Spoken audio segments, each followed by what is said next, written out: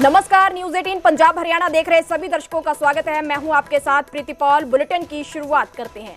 सीमावर्ती 5 राज्यों में आज मॉक ड्रिल की जाएगी। पाकिस्तान से लगे राज्यों में आज मॉक ड्रिल होगी।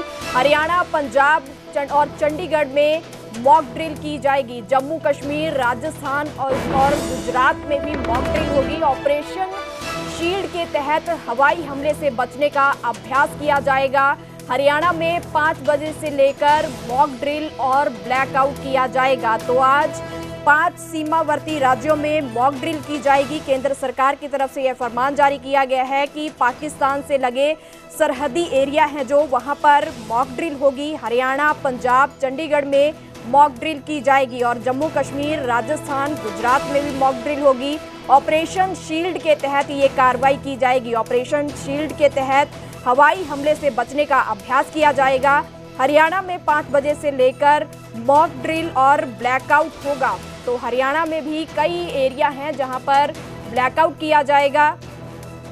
तो सीमावर्ती 5 राज्यों में आज मॉक ड्रिल होगी। पाकिस्तान से लगे राज्यों में मॉक ड्रिल होगी। ऑपरेशन शील्ड के तहत यह कार्रवाई की जाएगी।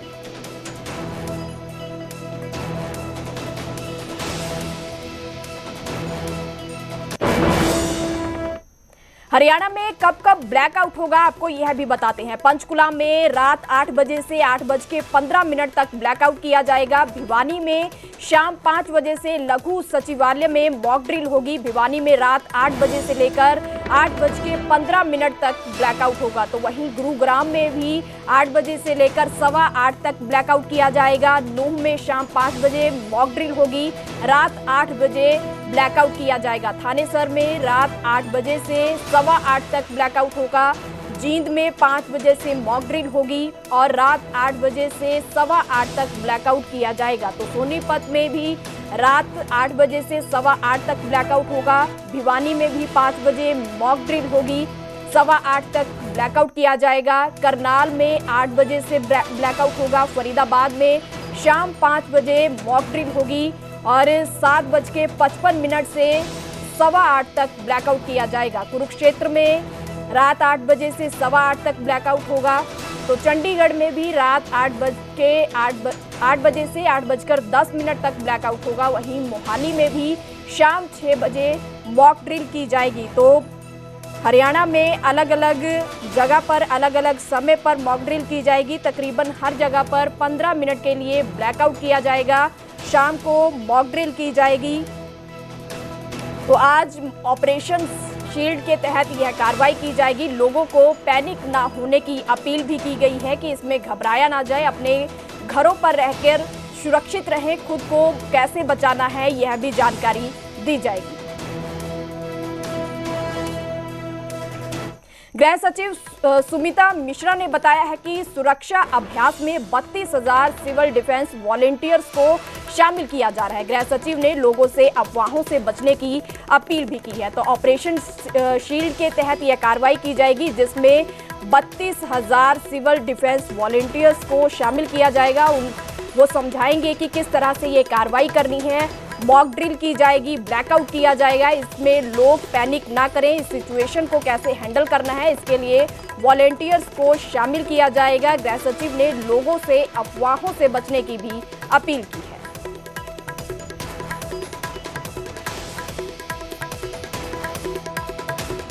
ये दूसरा हमारा मॉक ड्रिल है। पहला जैसे आप लोग सब जानते हैं ऑपरेशन अभ्यास था, उसके बाद ऑपरेशन सिंदूर हुआ और इस दौरान हमने बहुत सारा ग्राउंड वर्क किया है क्योंकि पहली मॉक ड्रिल एक्चुअली अभ्यास था।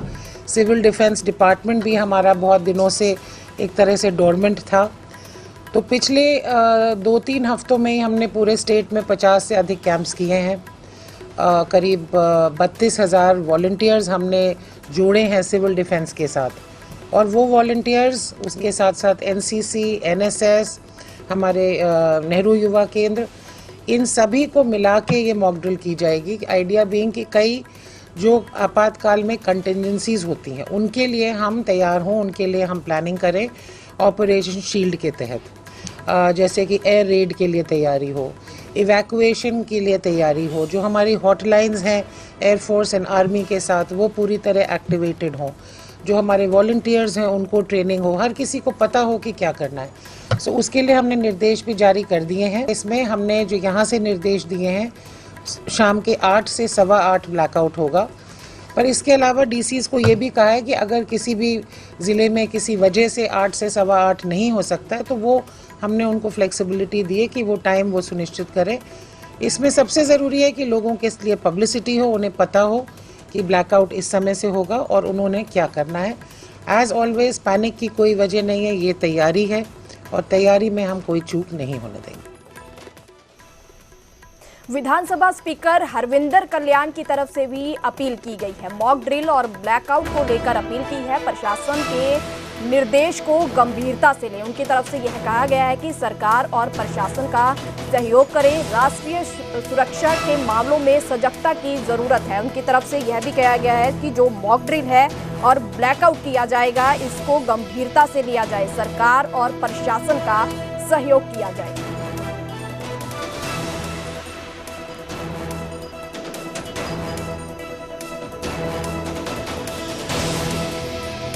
देखिए, मैं पूरे समाज से, हर नागरिक से ये अपील करता हूँ कि कोई भी विषय जो प्रशासन के द्वारा किसी प्रकार की कोई एडवाइजरी आती है या कोई भी निर्देश आता है तो उसको गंभीरता से लें। चाहे वो राष्ट्रीय सुरक्षा से संबंधित विषय है, चाहे वो किसी हेल्थ के से संबंधित कोई विषय है या किसी भी प्रकार की कोई भी एडवाइजरी है। हर नागरिक का ये कर्तव्य बनता है कि ऐसे समय में उसको फॉलो करके जो है प्रशासन और सरकार का सहयोग करें, क्योंकि निश्चित रूप से जब समाज का सहयोग होता है तो जो भी काम सरकार करती है जनहित में, देश हित में, तो वो वास्तव में आगे बढ़ता है और सबको उसका लाभ होता है। तो कोई भी मॉक ड्रिल है या कोई ब्लैकआउट का कोई इस तरह का कोई विषय है, उसमें सब उसमें उसको फॉलो करें। कैबिनेट मंत्री अनिल विज की तरफ से भी कहा गया है कि आपातकाल में सुरक्षा की तैयारी को लेकर मॉक ड्रिल हो रही है, जिससे अंबाला के लोग उत्साहित हैं और उन्होंने पीएम मोदी के इसके लिए तारीफ की है। वहीं हरियाणा के कैबिनेट मंत्री अनिल विज ने यह भी कहा है कि ऑपरेशन सिंदूर अभी खत्म नहीं हुआ है, केवल सीज फायर हुआ है।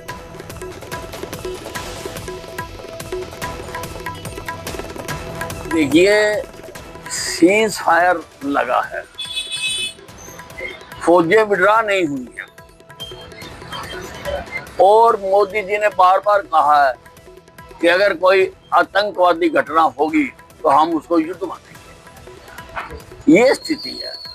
ऐसी स्थिति में जब फौजें सारी तैयार करी हैं सिविल डिफेंस के लिए, सिविल डिफेंस भी एक गठित ऑर्गेनाइजेशन होती है, बाकायदा हर सरकार उसमें अपना एक अफसर लगा के रखती है, तो उनका काम होता है गली मोहल्लों में जाके लोगों को उसका वॉलंटियर्स बनाना और उनको सारी लेटेस्ट जानकारी देना।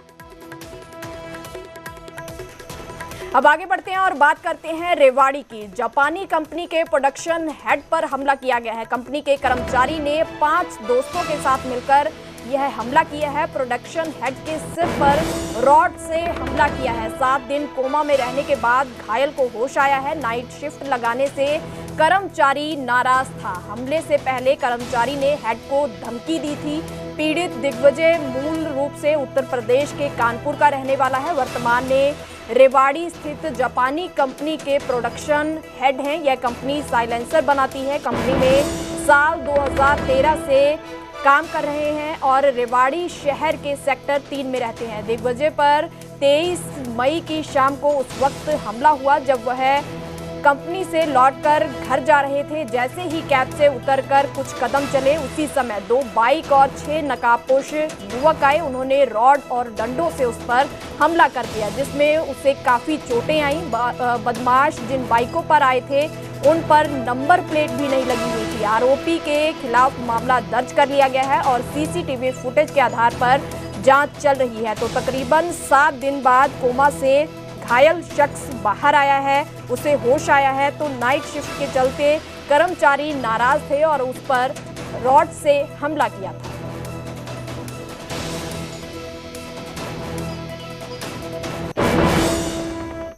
अब खबर सोनीपत से, जहां गोहाना में पुलिस और बदमाशों के बीच मुठभेड़ हुई है। गोहाना और सोनीपत की सीआईए की ज्वाइंट ऑपरेशन के दौरान मुठभेड़ हुई है। मुठभेड़ में एक बदमाश के पैर में गोली लगी है। पुलिस ने दूसरे बदमाशों को भी गिरफ्तार किया है। 2 लोगों की गोली मारने के बाद गंगाना गांव में यह बदमाश छिपे हुए थे। रोहित उर्फ गंजू को पैर में गोली लगी है। अंकुश को भी गिरफ्तार किया गया है। रोहित और अंकुश गन्नौर के गांधीनगर के रहने वाले और देर रात रोहित और अंकुश ने गन्नौर में फायरिंग की थी। रोहित और अंकुश ने गन्नौर में देर रात 2 युवकों पर गोली चलाई थी। पुलिस देर रात इन दोनों बदमाशों का पीछा कर रही थी। सोनीपत के क्राइम ब्रांच की 3 टीमें मौके पर मौजूद थी और इस दौरान मुठभेड़ में बदमाश के पैर पर गोली लगी है। गांधीनगर के रहने वाले लड़के थे मकुल और एक था राजू। इनको गोलियां मारी थी। तो गांधीनगर के रहने वाला ही वो लड़के थे। बेसिकली परमानेंट रहने वाला गंगाने का और एक निजामपुर का, जिन्होंने गोलियां मारी हैं। उसमें एक रोहित है और एक अंकुश है। तो हमने शहीद इंस्पेक्टर वीर सिंह और अजय की टीम की जिम्मेवारी लगाई थी और शहीद गन्नौर की। तो इन्होंने पीछा किया। यहाँ जींद बाईपास पे हाईवे के ऊपर मुठभेड़ हुई। एक युवती को कोलकाता पुलिस ने गिरफ्तार किया है। पहलगाम आतंकी हमले को लेकर पोस्ट का मामला जुड़ा हुआ है। बॉलीवुड की आतंकी हमले पर चुप्पी को लेकर पोस्ट किया था। बीती देर रात युवती को लेकर कोलकाता पुलिस गई है। थाना गार्डन रिज की पुलिस युवती को लेकर गई है। तो शमिष्ठा पनौली नाम की यह युवती है जो गुरुग्राम से गिरफ्तार हुई है। पुणे के लॉ यूनिवर्सिटी में पढ़ती है युवती, जिसे गिरफ्तार किया गया है। पहलगाम आतंकी हमले को लेकर इसके तरफ से एक पोस्ट किया गया था, जिसमें बॉलीवुड की आतंकी हमले पर चुप्पी को लेकर इसने एक पोस्ट डाला था। तो उसी को लेकर कोलकाता पुलिस ने इसे गिरफ्तार किया है। पुणे के लॉ यूनिवर्सिटी में यह युवती पढ़ती है। तो इससे पहले भी कई शख्स पहलगाम हमले को लेकर जासूसी के इल्जामों में गिरफ्तार किए गए हैं, जिसमें ज्योति मल्होत्रा का नाम सबसे ऊपर है और कई लोग हैं जिन्हें गिरफ्तार किया गया था। उन्हें भी पाकिस्तान के लिए जासूसी करने के इल्जामों के तहत गिरफ्तार किया गया था। कई व्लॉगर्स, यूट्यूबर्स हैं जिन्हें गिरफ्तार किया गया था। उन पर इल्जाम थे कि उनकी तरफ से मिलिट्री की जानकारी, भारत की जानकारी पाकिस्तान को दी जाती थी, जिसके तहत उन्हें गिरफ्तार किया था। तो अब एक और नाम सामने आया है जिसे कोलकाता पुलिस ने गिरफ्तार किया है। तो पुणे के लॉ यूनिवर्सिटी में यह युवती पढ़ती है, तो इसे गिरफ्तार किया गया है। पहलगाम आतंकी हमले को लेकर इसकी तरफ से पोस्ट किया गया था।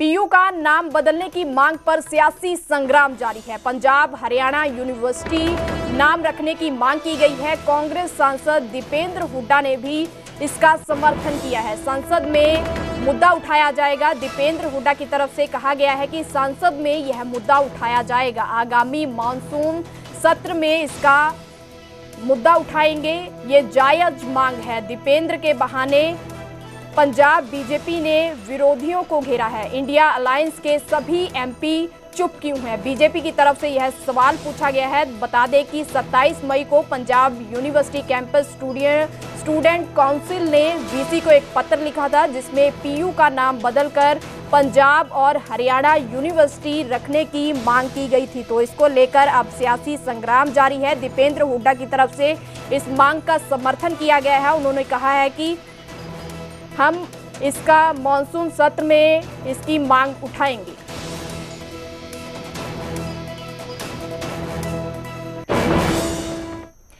हरियाणा में नशा तस्करों पर लगाम लगाई जाएगी। नशा तस्करों पर बड़ी कार्रवाई करने की तैयारी में है सरकार। 860 नशा तस्करों पर शिकंजा कसा जाएगा। सरकारी योजनाओं का लाभ मिलना उन्हें बंद होगा। एचएनसीबी प्रमुख ओपी सिंह ने पत्र लिखा है। मुख्य सचिव को यह पत्र लिखकर सिफारिश की गई है।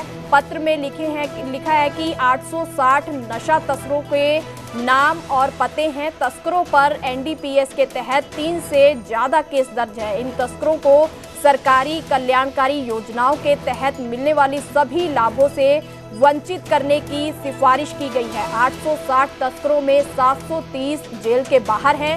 सिरसा, फतेहाबाद और यमुनानगर में सबसे अधिक तस्कर हैं। ये वो अपराधी हैं जो अदातन नशे की तस्करी करते हैं। सिरसा में 117 तस्कर सूचीबद्ध किए गए हैं, जिनमें 106 जेल से बाहर हैं। 3 वर्षों में 87 पर पीआईटी एनडीपीएस एक्ट के तहत कार्रवाई की गई है। उनमें से 100 से अधिक तस्करों की 55 करोड़ से संपत्ति जब्त की गई है। तो इन पर कार्रवाई करने की मांग की गई है कि इन्हें सभी सरकारी जो योजनाएं हैं उनसे वंचित किया जाए।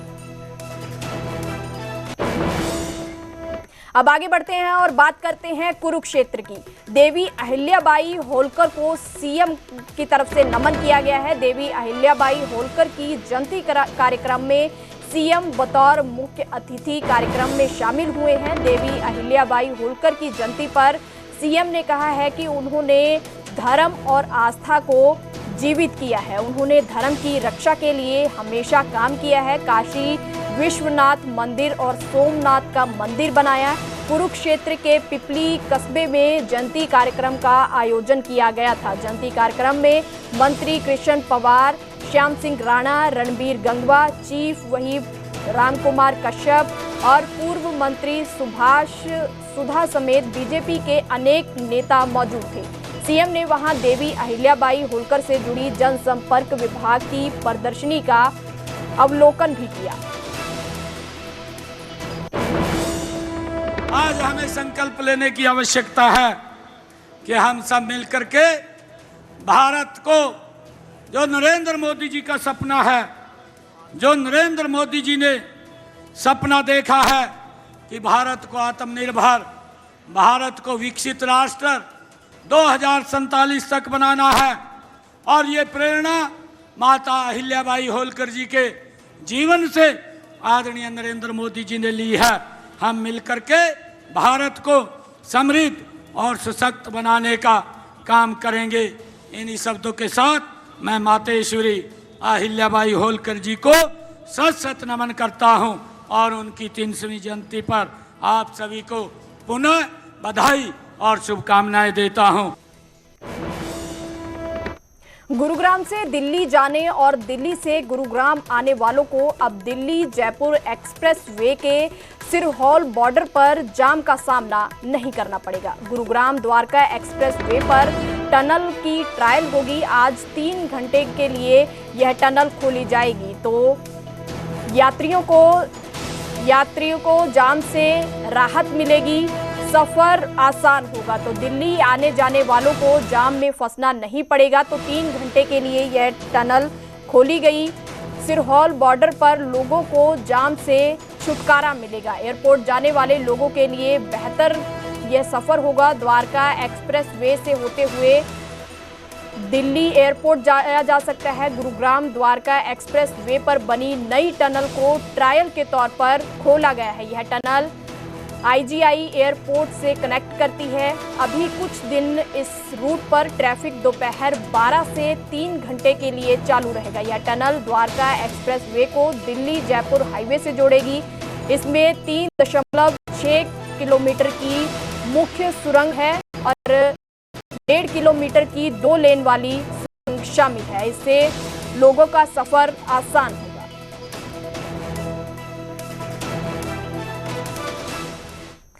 मशहूर कहावत है कि औरों को नसीब फजीहत। चरखी दादरी में ऐसा ही कुछ हो रहा है, जहां नगर परिषद लोगों को कूड़े में आग नहीं लगाने की नसीहत दे रहा है, लेकिन खुद नगर परिषद कर्मचारी ही कूड़े में आग लगा रहे हैं, जिससे प्रदूषण फैल रहा है।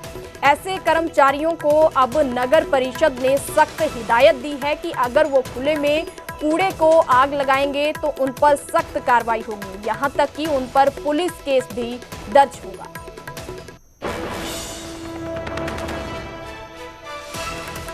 दुकानदार हूँ, ये पीछे हमारी दुकान है। यहाँ पर खुले में रेडी वाले और ये सारे कूड़ा गिर के जाते हैं। उसमें पॉलीथीन की मात्रा बहुत ज़्यादा है, उसकी वजह से कोई ना कोई आग लगा जाता है और उसकी वजह से सांस लेने में बहुत प्रॉब्लम आती है। और आसपास भी यहाँ पर घर वगैरह सिलेंडर रखे जाते हैं, बाइक खड़ी रहती है, उसमें भी आग लगने का बहुत डर रहता है। सर समस्या ये है कि ना मैं जहाँ मेरा मकान स्थित है ना, वहाँ पीछे बहुत ही बड़ा एक घेर पड़ा हुआ है मथुरा ट्रस्ट का, वहाँ लोग खुले में सोच जाते हैं, खुले में बाथरूम जाते हैं, खुले में कूड़ा घेरते हैं और खुले में आग लगा देते हैं। इसको मेरे अलावा ना पूरे समाज को बहुत पोल्यूशन है। पहले ही एयर क्वालिटी बहुत डाउन हो रही है सर, और इसको लेके मुझे भी, मेरी वाइफ को भी, हमारे पड़ोसियों को, सबको सांस की समस्या हो रही है। निधि खुले में कूड़ा डालते हैं और फिर उसमें आग लगा देते हैं। सारा दिन हमारा काम भी ऐसा है, पेंट का ज्वलनशील काम है और बहुत परेशान है हम इससे। फिलहाल इस बुलेटिन में इतना ही। मुझे दीजिए इजाजत। धन्यवाद।